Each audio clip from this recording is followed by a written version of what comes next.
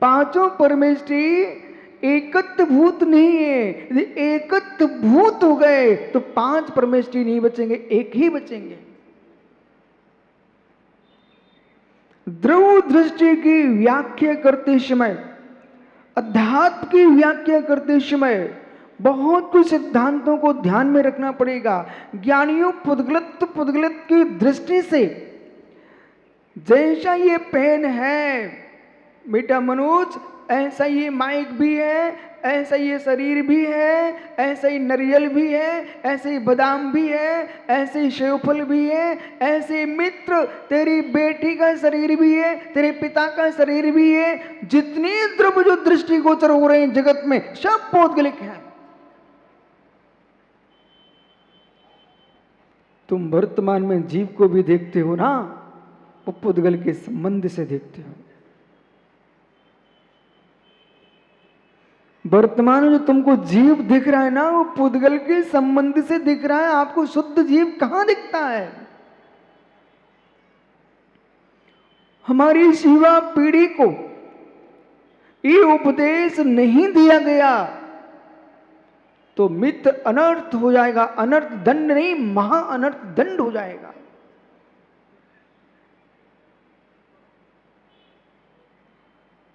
प्रवक्ताओं का धर्म है, उपदिष्टाओं का धर्म है, वस्तु की व्याख्या एकत्व भूत नहीं है, नानत्व भूत है। वस्तु नानत्व भूत ही नहीं है, एकत्व भूत भी है। एकत्व भूत ही नहीं है, नानत्व भूत भी है। जैसे पुद्गल को एक पुद्गल कह करके तुमने स्वीकार कर लिया, घोर अनर्थ हो जाएगा।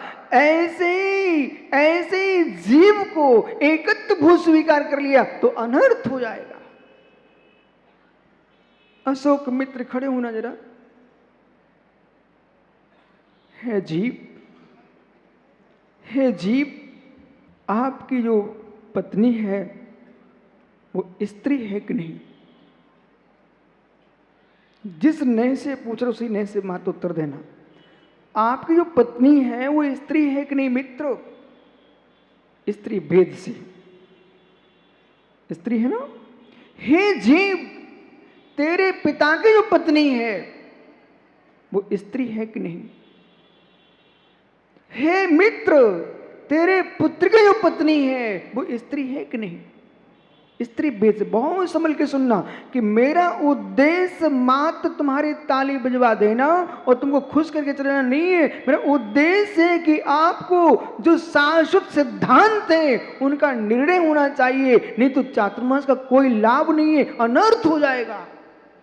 अशोक, तेरे मामा की जो पत्नी है वो स्त्री है कि नहीं?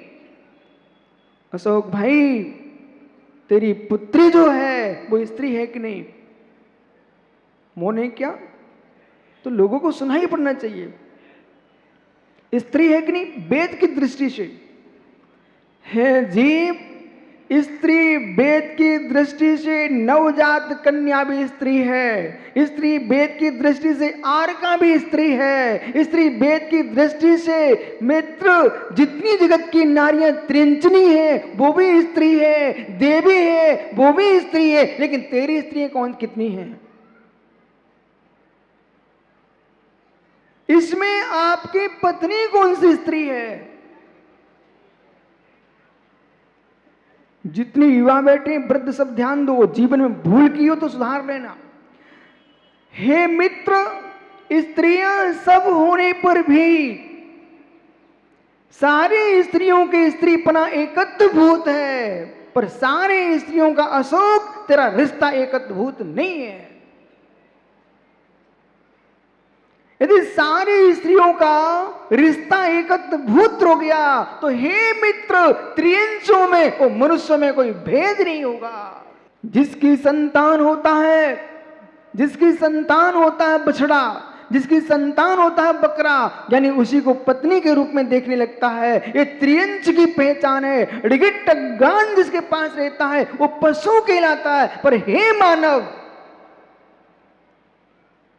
स्त्री भेद की अपेक्षा से एकत्वपना है, पर संबंधों का एकत्वपना नहीं है। जिससे तेरी शादी हुई है वो मां तेरी पत्नी है। जगत की बाकी संपूर्ण स्त्रियां तेरी मां और बहन के तुल्य बेटी के समान है।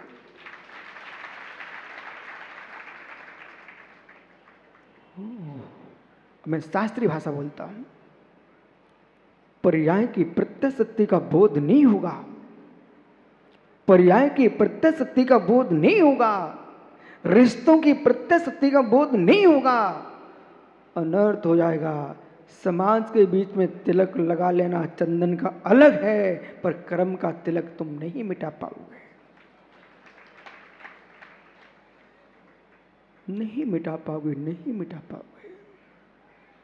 इस सभा में यदि एक जीव को भी सम्यक बोध हो गया, मित्र समझना पूरा 1 घंटे का प्रवचन सफल हो गया। अब बोलो भैया, विवेक, सोनू, आपकी स्त्री इनकी स्त्री दोनों स्त्रियां हैं कि नहीं? फिर तो स्त्री का भोगी है, कोई भी स्त्री तेरी पत्नी बन सकती है।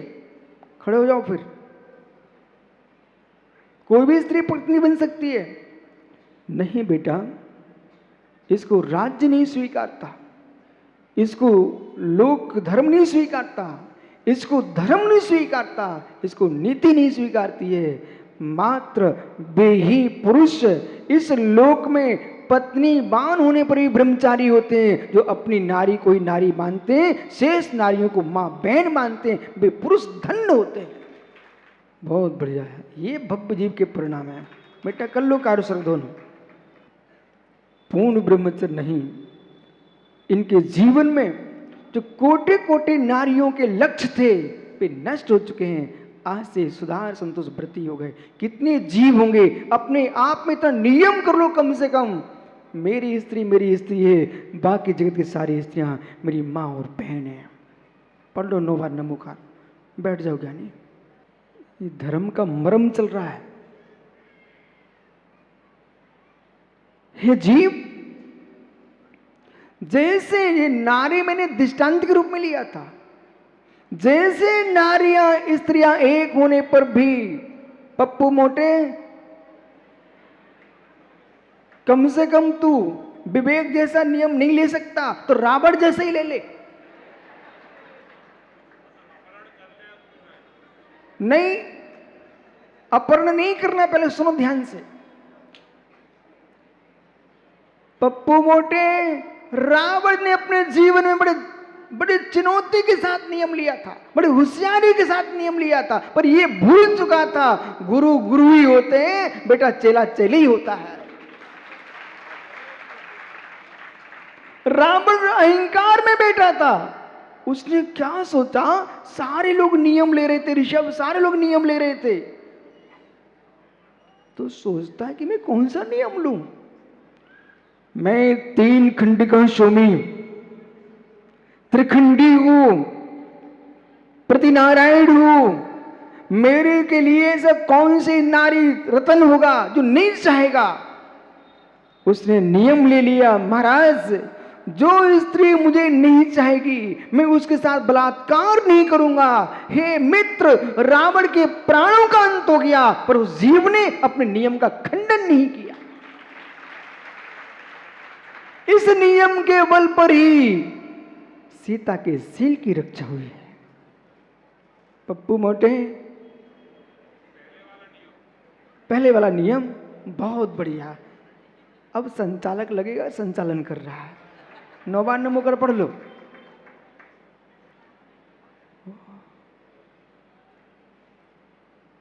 देख लो सुब्र सागर, माल में कोई माल तो है, नहीं तो लोग ऐसे करते, अरे महाराज क्या कह रहे हो। क्या ज्ञानी, ये 3 ही लोग इस पूरे मंडप में हैं क्या?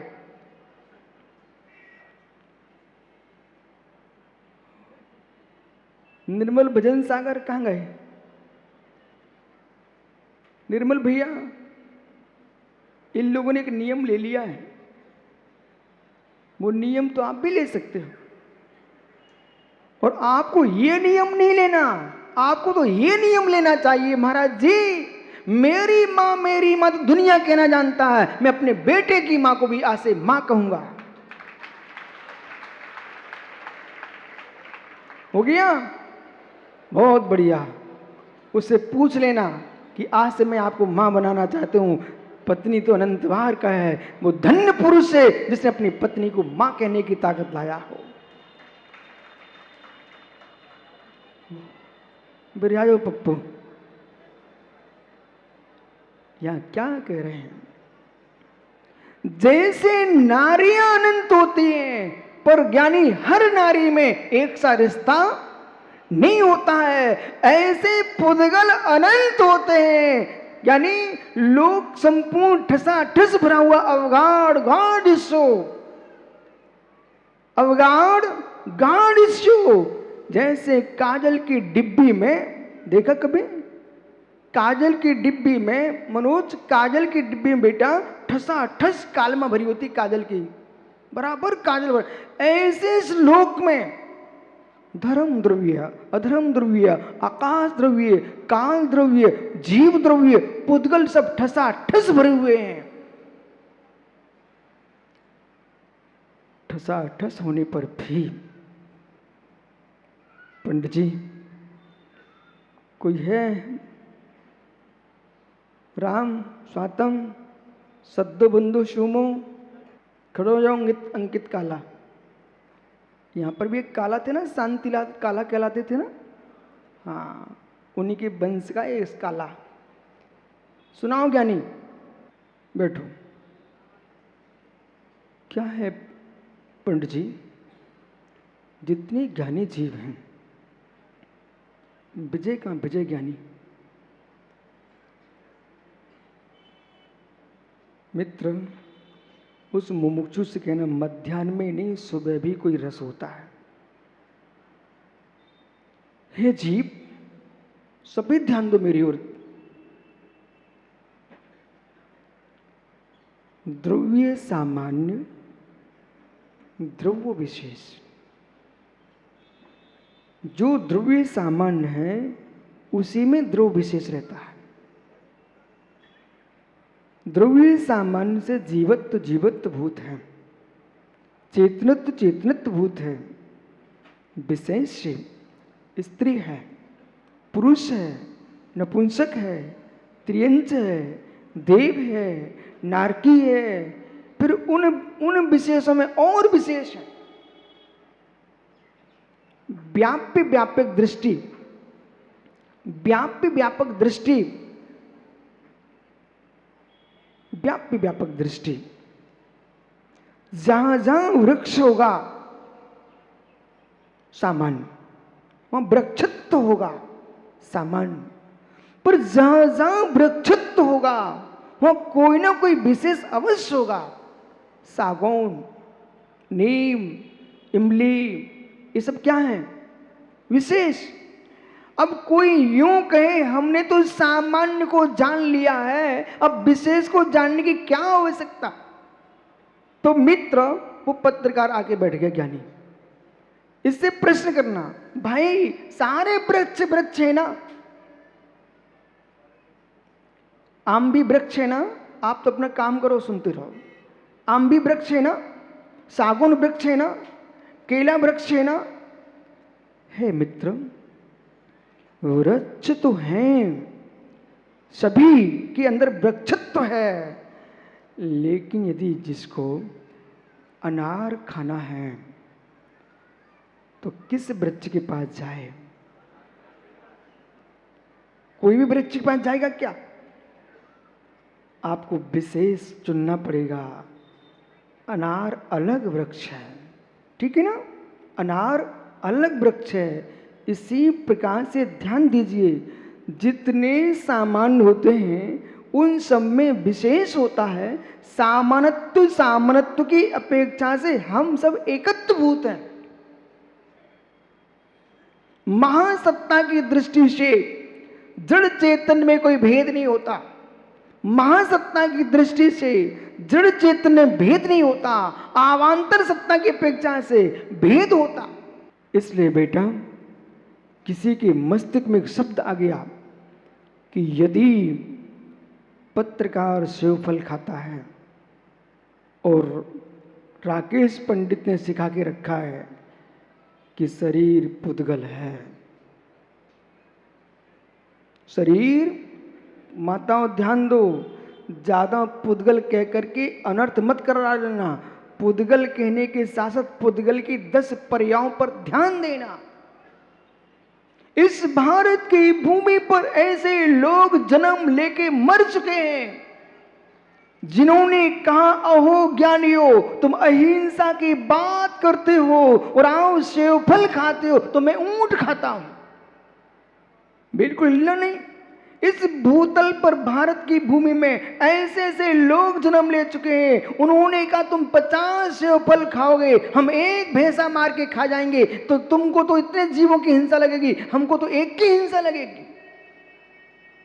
हे मित्र, सेव फल एक इंद्री है और भैंसा 5 इंद्री है। सेव फल की मां संज्ञा नहीं होती है, भैंसे की मां संज्ञा होती है। इसलिए पुद्गल कहने वालों इतना ध्यान रख लेना, पुद्गल तुम्हें एकत्व नहीं होता है, सारे पुद्गल भिन्नत्व होते हैं, पर्याय की प्रत्याशक्ति। इसलिए बेटा ऋषभ, सेव फल की जगह भैंसा को नहीं खाया जा सकता है, सेव फल की जगह ऊंट को नहीं खाया जा सकता है, कोई बकरी मुर्गी को नहीं खाया जा सकता है। सेव फल भिन्न पर्याय है और ये जीवों की भिन्न पर्याय है। जैसे सारी स्त्रियां एकत्र होने पर भी मां मां कहलाएगी और पत्नी पत्नी कहलाएगी, अन्यथा अनर्थ हो जाएगा। एक तत्व की व्याख्या पुण्य क्रियाभूत होती है, एक तत्व की व्याख्या आपके चारित्रभूत होती है, एक तत्व की व्याख्या कथानक रूप होती है, एक तत्व की व्याख्या वस्तु के मिश्र क्रम सिद्धांत की होती है और एक वस्तु की व्याख्या वस्तु की स्वतंत्रता की होती है और एक वस्तु की व्याख्या वस्तु के मिश्र की होती है और एक वस्तु की व्याख्या वस्तु की असमान जाति पर्याय की होती है और एक वस्तु की व्याख्या है मित्र प्रत्येक पर्याय की प्रत्याशक्ति की भिन्नता होती है। ये विशुद्ध सागर नहीं बोल रहे हैं, इस धरातल पुरांतर विद्यानंद महोदय, जिन्होंने विद्यानंद महोदय नाम का ग्रंथ लिखा, जिन्होंने इस भारत की भूमि पर हे मित्र सारे लोगों के दांतों में तृण लगवा दिया था कि अस्त्र सहस्त्री जैसा ग्रंथ लिख करके सारे दार्शनिकों के लिए ऐसे आंखें फाड़ के दिखा दिया कि दार्शनिक व्याख्या चाहते तो ये पढ़ लीजिए आप।